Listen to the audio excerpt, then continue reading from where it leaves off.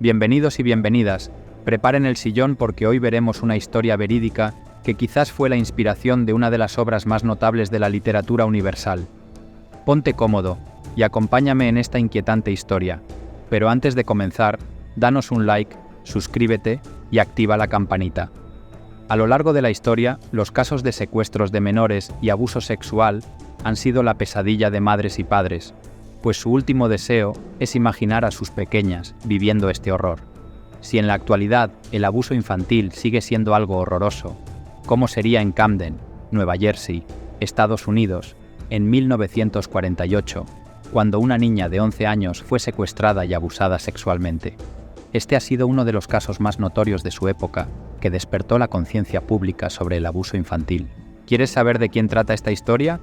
Entonces quédate para que te enteres con lujos de detalles cómo fueron engañadas esta jovencita, su madre y una veintena de personas por un hombre astuto y sin escrúpulos.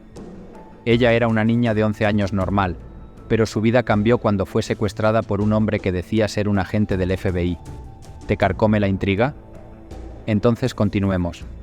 Florence Sally Horner nació el 16 de abril de 1937. En el ámbito familiar y entre sus amistades sencillamente era conocida como Sally. La niña era poseedora de belleza natural y una dulzura que la convertía en una agradable persona.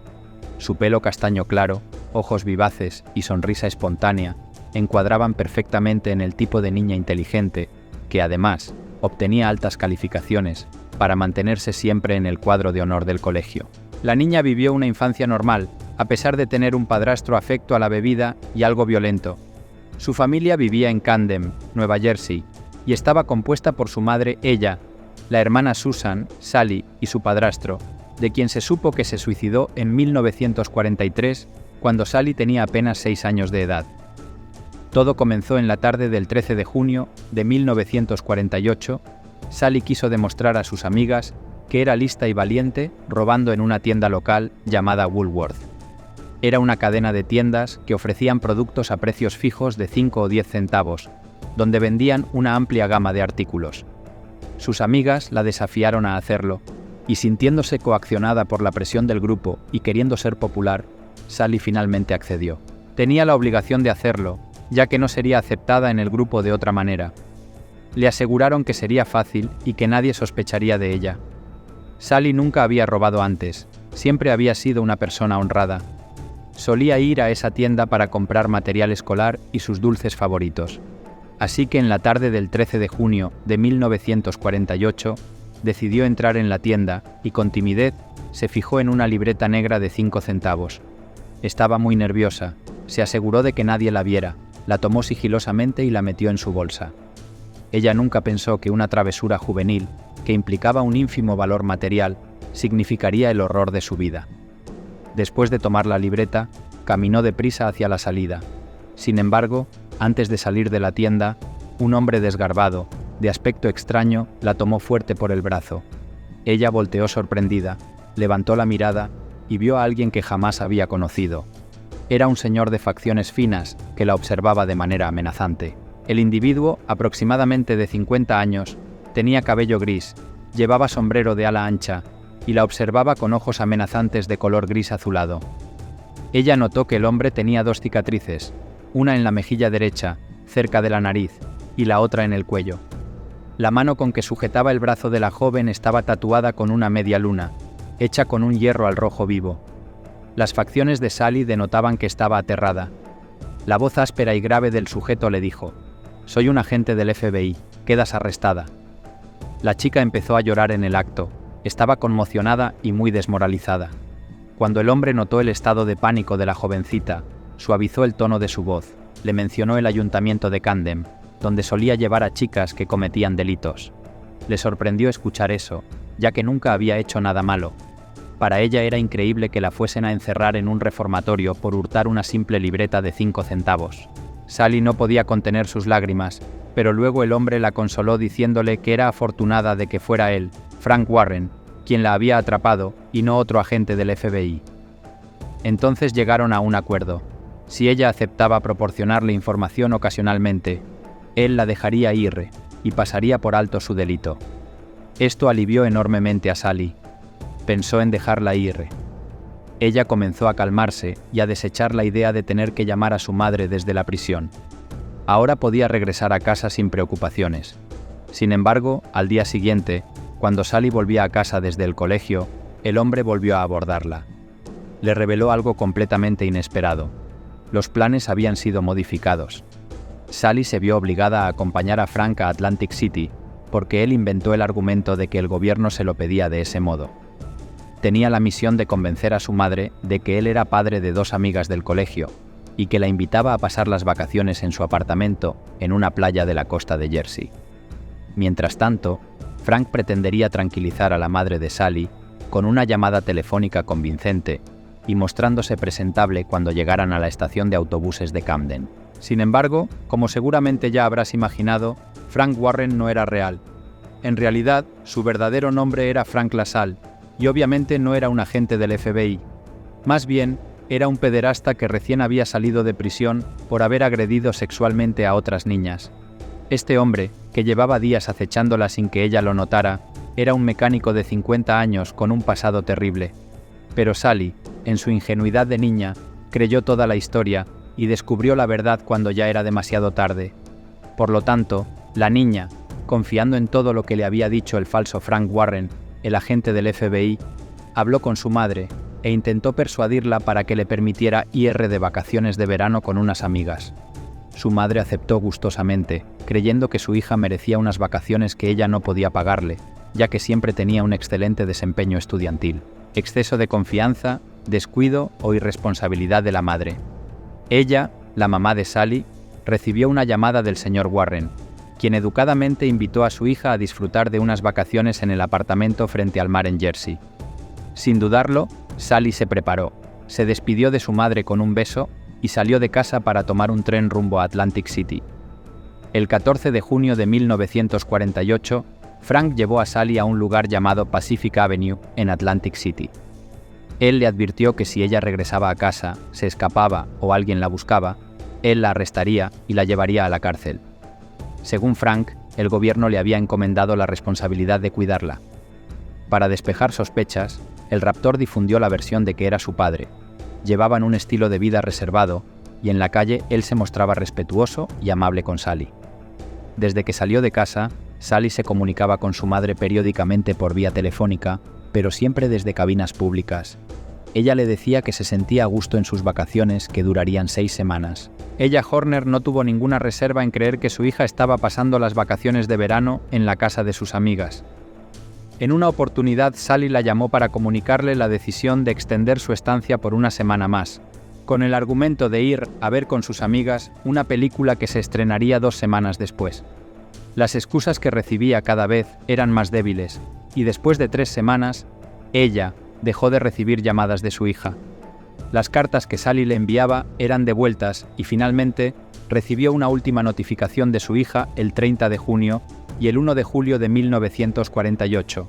Sally, sus amigas y el señor Warren se iban a Baltimore y regresarían pronto, pero fue la última frase de la carta la que desconcertó por completo a su madre. Sally dijo: «No quiero escribir más», y cumplió con su palabra. No volvió a recibir noticias de ella y fue entonces cuando Ella se dio cuenta de que había sido engañada desde el principio. Habían secuestrado a su hija, pero no de manera violenta, sino con engaños y palabras ingeniosas. Ese mismo día hizo una llamada a la policía. 4 días después, las autoridades de Camden llegaron a la dirección desde la cual se enviaban las cartas de Sally. En Atlantic City, parecía que alguien había abandonado la habitación apresuradamente. En el lugar se encontraron 2 maletas llenas de ropa, un sombrero y una fotografía de Sally sentada en un columpio. En la imagen, llevaba puesto un vestido de color crema y unos zapatos brillantes, mostrando una sonrisa, pero con una mirada triste. Sin embargo, Horner no reconoció esa foto de su hija. Fue tomada durante el periodo de su secuestro. Las postales sin enviar que Sally había escrito a su madre y amigos también fueron encontradas. Los agentes de policía descubrieron que Sally había estado en compañía de un hombre llamado Warner, quien se había hecho pasar por su padre. Tenían pruebas suficientes para detenerlo, pero llegaron demasiado tarde. Tanto Sally como el señor Warner habían desaparecido. Ella, Horner, ya se encontraba muy angustiada por la desaparición de su hija, Pero las noticias recibidas más tarde agravaron aún más su situación. Resulta que el hombre que se llevó a su hija, Frank Warren, en realidad se llamaba Frank LaSalle, y tan solo medio año antes de secuestrar a Sally, había salido de prisión después de ser condenado por violar a varias adolescentes. Frank LaSalle desempeñaba el oficio de mecánico cuando tenía la oportunidad de ser contratado, lo cual sucedía de vez en cuando. Nació en Chicago y posteriormente decidió trasladarse a Filadelfia, para luego residir en diversos pueblos del sur de Jersey. Utilizaba al menos 5 nombres falsos. No se tiene información acerca de su historial pasado ni las razones que lo llevaron a adoptar identidades falsas. LaSalle, un pederasta convicto y confeso. Frank se sentía atraído por las menores de edad, incluyendo su esposa. Al parecer, la chica no toleraba la severidad que el padre imponía en el seno familiar, razón por la cual decidió escaparse con LaSalle. Aunque no existen registros fidedignos sobre el matrimonio de Frank, algunos afirman que su esposa se llamaba Dorothy, pero hay quienes aseveran que se llamaba Ruth. Lo cierto es que hay poca información sobre este aspecto de la vida del pederasta. Dicen que el padre de la chica se enfadó por el hecho de que Frank le cuadruplicaba en edad a la joven. Presuntamente se emprendió una búsqueda en 8 estados, y fueron hallados en una población de Pensilvania, pero los cargos por rapto fueron desestimados porque Frank LaSalle mostró un certificado de matrimonio, el cual contrajo en Elkton, Maryland.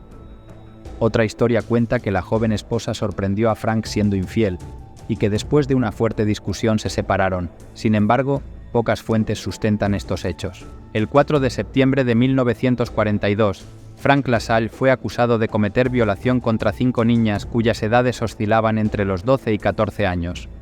Sin embargo, no fue detenido hasta el 2 de febrero de 1943.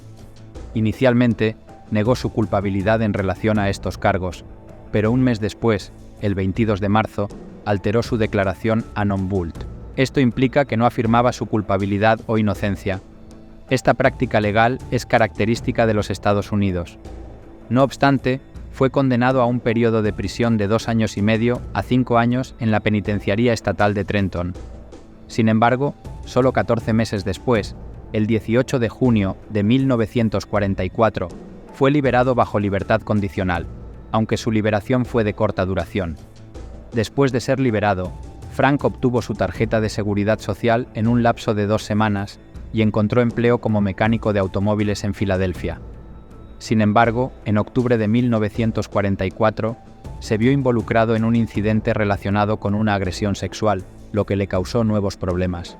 Sin embargo, fue absuelto de los cargos ya que en el ayuntamiento estaban muy ocupados con los preparativos para Halloween. No obstante, en septiembre de 1945, Frank fue acusado de falsificar un cheque de $110 y cobrarlo en un banco de Camden, lo que resultó en su regreso a prisión el 18 de marzo de 1946. Fue condenado de 18 meses a 5 años y se anuló la sentencia que le había dado libertad condicional por las violaciones. El 15 de enero de 1948 volvió a estar en la calle bajo libertad condicional. La búsqueda de Sally. El 5 de agosto de 1948 se realizó una operación policial de búsqueda en 8 estados diferentes. La foto de Sally en el columpio fue publicada en todos los periódicos de esos estados. Sin embargo, Sally y Frank estaban exactamente donde dijeron que estarían, en Baltimore. Desafortunadamente, fue en ese lugar donde las verdaderas intenciones de Frank se revelaron, y comenzó a abusar sexualmente de Sally. Se sentaron en el vecindario de Berkeley. En septiembre de 1948, Frank ideó una historia ficticia de separación con su esposa para brindarle a su hija, Sally, una vida más estable. A pesar de fingir ser padre e hija, Frank consiguió un trabajo, y Sally comenzó a asistir a la escuela católica de St. Anne en el 2200 de Greenmount Drive, cerca de su nuevo hogar. Bajo el nombre de Madeleine LaPlante, Sally comenzó su 6º grado en la escuela, y así continuaron hasta abril de 1949, cuando Frank tomó la decisión de abandonar Baltimore y mudarse a Dallas. Esta decisión pareció ser influenciada por la noticia de que Frank fue nuevamente acusado, lo que agravó su pena por la primera acusación. Ahora, enfrentaba una posible condena de 3 a 5 años de prisión, y al ser acusado nuevamente el 17 de marzo, la situación se volvió más grave. Ahora Frank estaba nuevamente en peligro de ser condenado a una pena de cárcel de entre 30 y 35 años por el delito de secuestro. Tal vez se haya enterado de esta situación y por eso decidió trasladarse a otra ciudad. Para ello, le dijo a Sally que debían abandonar Baltimore porque el FBI le había pedido que investigara un asunto. Aunque seguían usando el apellido LaPlante, Sally cambió nuevamente y ahora se hacía llamar Florence, su verdadero primer nombre. Juntos, pasó a llamarse por su nombre real Florence LaPlante. Para ese entonces, residían en una caravana ubicada en un parque en Commerce Street. Allí estuvieron entre abril de 1949 y marzo de 1950. Todos los del lugar creían que Sally era una niña de 12 años común y corriente que vivía con su padre viudo. Sin embargo, comenzaba a ser sospechoso que Frank no la dejaba sola, excepto para ir a la escuela. Frank LaSalle le proporcionaba el dinero necesario para que Sally pudiese comprar ropa y dulces. Además, Sally aprovechaba este dinero para hacer compras, nadar e incluso cenar con sus vecinos. Mientras tanto, Frank se desempeñaba como mecánico y Sally asistía a la escuela católica Lady of Good Counsel. Durante su investigación, se encontró un archivo de notas de Sally en dicha escuela, correspondiente al periodo comprendido entre septiembre de 1949 y febrero de 1950. Sorprendentemente, resultó ser una excelente estudiante. Sin embargo, en el mes de septiembre, Sally faltó al colegio durante 10 días debido a que tuvo que ser hospitalizada por apendicitis y estuvo ingresada en el Hospital Infantil de Texas al menos durante 3 noches.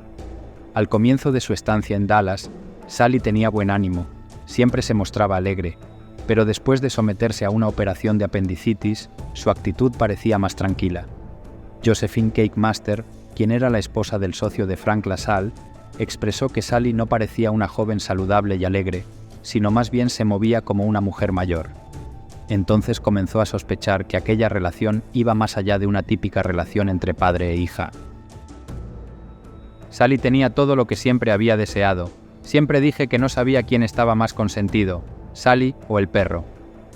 Esa fue la opinión de Melrose Fail, una vecina. A continuación, les presentamos la opinión de otra vecina, Maud Smiley.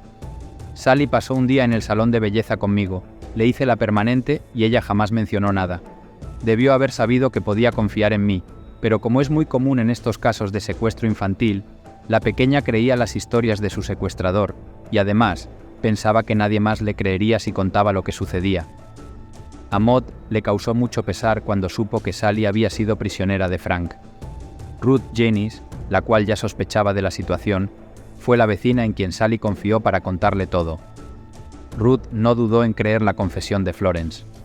Ruth Jennings y su esposo granjero eran una pareja viajera que no pasaban mucho tiempo en un mismo lugar. Esta pareja pasó una temporada en Dallas a comienzos de 1950.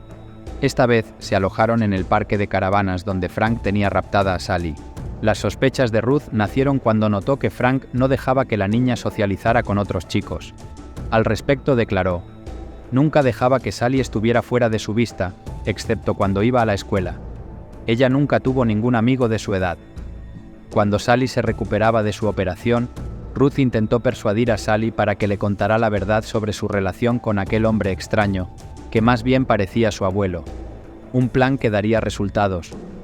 Ruth y su esposo se fueron a California los primeros días de marzo de 1950. Desde allí Ruth escribió una carta a Frank invitándolo con Sally al parque de caravanas de San José. Le dijo que le esperaba un trabajo de mecánico. Así volverían a ser vecinos. En la carta le decía que les habían reservado la respectiva locación en el parque. A Frank le agradó la propuesta y decidió acompañar a Sally desde Dallas hasta San José, llegando el domingo 18 de marzo de 1950.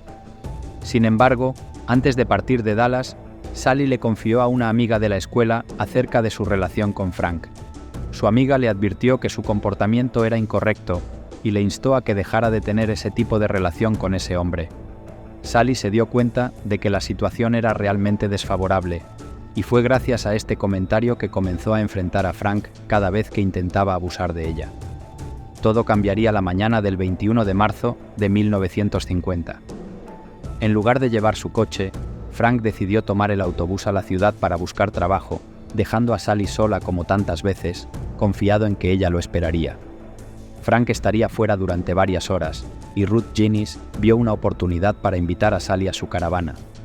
Ruth sabía que esta podría ser la única oportunidad de ayudarla a escapar, por lo que la presionó aún más para que confesara su situación. Sally expresó su anhelo de regresar a su hogar dado que nunca antes había estado tan lejos de allí. Tenía el deseo de hablar con su madre y su hermana, pero aún no se sentía lista para abordar el tema de los abusos sexuales que había sufrido por parte de Frank. Ruth le mostró cómo utilizar el teléfono que se encontraba en la caravana para llamar a su casa. Inmediatamente, Sally intentó llamar a su madre, pero no logró establecer conexión. Más tarde, se enteraría de que su madre había perdido su empleo y no podía pagar la factura telefónica. Por esta razón, decidió llamar a su hermana mayor, Susan, quien residía con su esposo, Al Panaro, y su bebé, Diana, en Florence, Nueva Jersey, donde ambos trabajaban en un vivero. Fue Al quien atendió la llamada telefónica, y Sally le habló en voz baja diciendo: «Al, soy Sally». Al le preguntó: «¿Dónde te encuentras?», y ella respondió: «Estoy con una amiga en California. Por favor, avisa al FBI para que me busquen», y se puso a llorar. Luego continuó: «Dile a mamá que estoy bien y no se preocupe. Quiero regresar a casa. Tenía miedo de llamar antes». Al le aseguró que haría lo que le había pedido, pero que debía quedarse exactamente donde estaba. Después de colgar el teléfono, Sally observó a Ruth con una expresión pálida. Ruth comentó: «Parecía que iba a desmayarse. No dejaba de repetir: ¿qué hará Frank cuando descubra lo que he hecho?». Al Panaro, el esposo de su hermana Susan, informó a la oficina del FBI en Nueva York, quienes a su vez alertaron a la oficina del sheriff del condado de Santa Clara. Ellos se apresuraron a llegar donde se encontraba Sally y la encontraron sola. Aunque se alivió al ser rescatada, aún estaba aterrorizada. Temía que Frank LaSalle regresara. Les suplicó: «Por favor, llévenme lejos de aquí antes de que él regrese de la ciudad». La detención del pederasta. La policía detuvo a Sally y le realizaron un examen médico, mientras esperaban a que Frank regresara. Frank LaSalle llegó en un autobús y fue arrestado una vez que bajó de él. Negó haber secuestrado a Sally y afirmó ser su padre, alegando que la había criado y que estaba casado con la madre de Sally. También señaló que Ella Horner sabía dónde habían estado ambos cada día desde que se fueron, y que las autoridades podrían haberlos encontrado en cualquier momento. Al día siguiente, fue acusado de violar la ley Mann, que es un delito federal que prohíbe el transporte de mujeres de un estado a otro con fines inmorales. Las autoridades solicitaron la presencia de Sally para escuchar los cargos que se le imputaban a Frank LaSalle. Mientras estaba en la comisaría, Sally gritó y lloró al ver por primera vez a su secuestrador desde que fue liberada. Además, negó enérgicamente que él fuera su padre, afirmando que su verdadero padre había fallecido cuando ella tenía 6 años y recordaba cómo era. Nunca antes había visto al hombre hasta ese día en la tienda de precio único. Inicialmente, Sally negó haber sufrido abuso sexual, en parte por temor al rechazo de su familia. Sin embargo, finalmente tuvo el coraje de revelarlo, y su familia le aseguró que la aceptarían sin importar lo que hubiera ocurrido. La madre de Sally estaba emocionada de que su hija siguiera con vida, ya que habían pasado tanto tiempo que ella había empezado a perder la esperanza. También negó tener cualquier tipo de conexión con Frank LaSalle, alegando que solo lo había visto una vez, cuando lo acompañó a Sally al autobús para sus supuestas vacaciones. Nadie dudaba de la versión de Sally, especialmente considerando los antecedentes de Frank LaSalle. Él fue extraditado a Camden, bajo la custodia de los detectives Willard Dubb y Marshall Thompson, quienes lo escoltaron de regreso. Debido a las regulaciones vigentes en ese momento, Frank fue transportado en tren en lugar de avión, manteniendo esposas en todo momento. El fiscal Mitchell Cogan acompañó a Sally en un avión. Ella llevaba un conjunto de falda y chaqueta azul marino con una blusa estampada, zapatos negros y un abrigo rojo con un sombrero de paja. Llegaron a Filadelfia justo antes de medianoche, el 30 de febrero y 1 de marzo de 1950. Era la primera vez que Sally volaba y calmó sus nervios hablando sin parar sobre lo mucho que extrañaba a su familia y sus ganas de verlos. Ella Horner estaba esperando en el aeropuerto con la familia. La impaciencia era palpable cuando el avión se retrasó 33 minutos, pero finalmente llegó.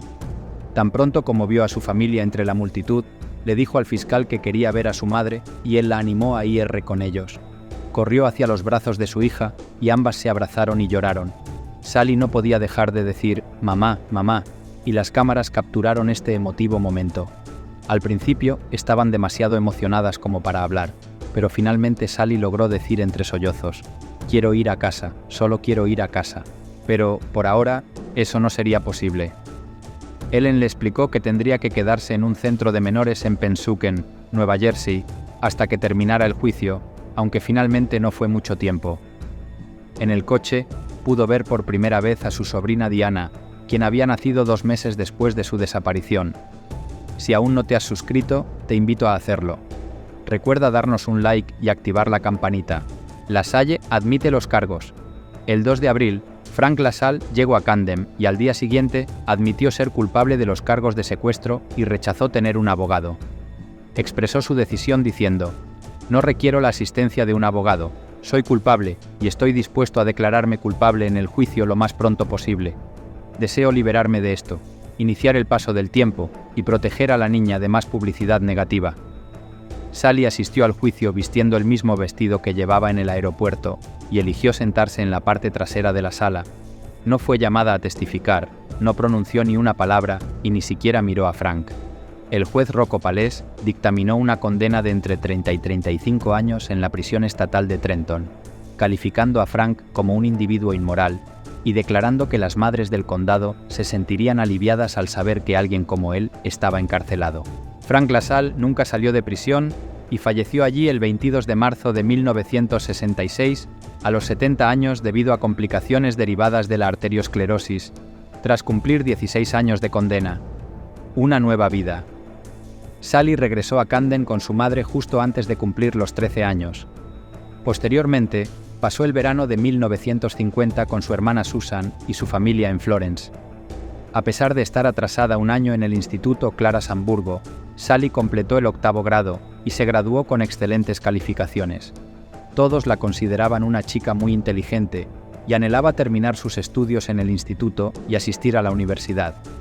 Tenía una altura de 1,57 m, gozaba de buena salud, se alimentaba correctamente y parecía feliz. Disfrutaba pasar tiempo al aire libre, pero aquellos que la conocían bien sabían que algo no iba bien. Nunca mencionó estar triste o deprimida. Sally ya no volvió a mencionar a Frank LaSalle y sus familiares también dejaron de hablar del asunto. De vez en cuando, Sally conseguía trabajos como costurera y ella y Al continuaron viviendo juntas en Linden Street. La muerte no perdona. Sally comenzó a trabajar algunos veranos como camarera y tenía muchos amigos. Una de sus mejores amigas, Carol Stars, de la misma edad que Sally, la invitó a pasar un fin de semana de agosto en Wildwood. Pero ese sería el último viaje de Sally, ya que, desafortunadamente, esta trágica historia no tiene un final feliz. No se sabe si la madre de Sally se opuso a que viajara, pero finalmente, el sábado 16 de agosto de 1952, le permitió que cogiera el autobús junto a su amiga Carol hacia Wildwood, donde se alojarían en un resort turístico. Carol abandonó el resort el domingo 17 de agosto por la tarde y llegó a Camden esa misma noche, pero Sally decidió quedarse. Al parecer, había conocido a un joven que le prometió llevarla de vuelta a Camden a la mañana siguiente.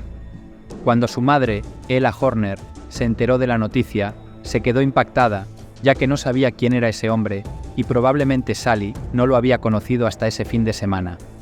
El hombre se llamaba Edward John Baker, tenía 20 años y era de Vineland, en el sur de Jersey. Él y Sally permanecieron en el resort hasta las primeras horas del 18 de agosto de 1952, cuando se dispusieron a regresar a Camden en el Ford Sedan de 1948 del joven. Sin embargo, poco después de la medianoche, Edward chocó contra un camión estacionado. Afortunadamente, el joven resultó con heridas leves en el accidente, pero Sally Horner lamentablemente murió en el acto. La causa de la muerte que se indicó en el certificado de defunción fue una fractura cerebral, acompañada de una fractura en el cuello debido al accidente, lo cual también habría sido mortal. Además, Sally sufrió fracturas de costillas, heridas internas y una pierna rota. Ella fue la persona que sufrió los mayores daños en el trágico accidente. La cara de Sally sufrió tal desfiguración debido al impacto mortal que la policía tuvo el temor de que la identificación le resultara demasiado traumática a Ella, por lo que le pidieron a Al Panaro que identificara el cuerpo. Él declaró: «Solo supe que era Sally debido a una cicatriz que tenía en la pierna, no pude reconocerla por su rostro». Durante el funeral en Camden, cubrieron el rostro de Sally con un velo. Muchos familiares, amigos y compañeros de clase se acercaron a despedirse de ella. Frank LaSalle, quien solo había llamado la atención una vez en todos los años que estuvo en prisión, lo hizo al enviar un ramo de flores para el funeral de Sally. Sin embargo, la familia se negó a exhibirlo. Edward John Baker fue acusado de la muerte de Sally debido a su negligencia al conducir, pero 2 años más tarde, los cargos fueron retirados sin explicación alguna. La polémica entre Nabokov y la historia de Florence. La historia de Sally Horner está presente en la novela Lolita de Vladimir Nabokov, aunque él nunca lo admitió abiertamente. Esta conexión se evidencia en detalles ocultos de la novela, especialmente en una línea hacia el final del libro donde el protagonista menciona: «Quizá yo había hecho con Dolly lo mismo que Frank LaSalle, un mecánico de 50 años, había hecho en 1948 con Sally Horner, de 11. Fue Alexander Dolinin, un investigador que intentaba encontrar similitudes entre las dos historias, quien descubrió un recorte de prensa sobre Sally Horner en los archivos de Vladimir Nabokov. Sus notas indicaban que no solo se inspiró en la historia, sino que incluso consideró mencionar el caso en la novela y hacer que el personaje de Humbert lo leyera en un periódico.